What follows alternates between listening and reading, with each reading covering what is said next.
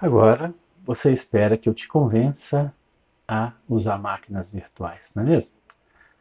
Mas será que eu preciso? Deixa eu falar com você. Você usa Windows? Depende de Windows? O Windows paga suas contas? Se você respondeu sim, virtualização é para você. Por que você está esperando tanto? Você precisa virtualizar. Você vai entender por quê. Às vezes você precisa usar ferramentas caras, que precisam de licenças de uso, né? Ferramentas proprietárias. Que vez ou outra você vai trocar de computador, você vai fazer um upgrade na sua máquina e tem que cuidar de tudo aquilo novamente.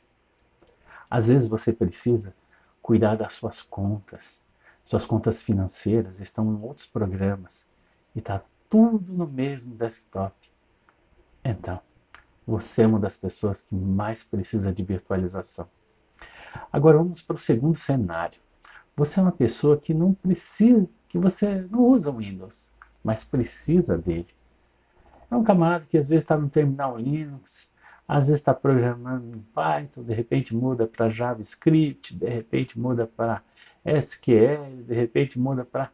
Enfim, você está sempre mudando, mas não está ligado diretamente ao Windows. Você vai para onde a tecnologia for.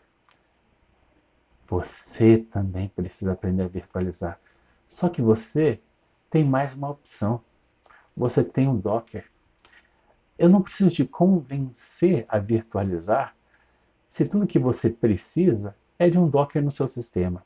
A gente vai falar sobre o Docker, mas nem sempre todas as respostas aos seus problemas é virtualização. Às vezes pode ser o uso da ferramenta Docker. A gente vai falar um pouquinho dela para que você entenda a diferença entre um Docker e a virtualização, tá bom? Algumas pessoas acham que são duas coisas iguais e não são. Mas vamos aprender isso a partir daqui a pouquinho. Vamos deixar rolar a conversa então, né? Às vezes você precisa dos dois também. Veja só a seguinte situação, veja o cenário. Você tem um Linux, você pode rodar Docker. Aí você pega e baixa o PostgreSQL via imagem Docker. Está lá um container rodando do PostgreSQL. Aí a sua máquina virtual, que é o Windows, vai consumir nesse banco de dados. Consumiu, testes estão todos favoráveis, terminou. Agora sim, você faz o deploy, entrega a sua aplicação. O que você faz com a sua máquina virtual? Encerra, não precisa dela nesse instante. E com a imagem do Docker, do PostgreSQL, dá uma paradinha nela.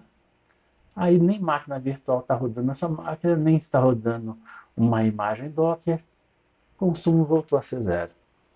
Né? Agora, se você tivesse instalado o PostgreSQL diretamente ao seu computador, diretamente ao seu desktop, sem usar Docker, você teria removido a máquina virtual do Windows, mas o PostgreSQL precisaria ser desinstalado do seu computador.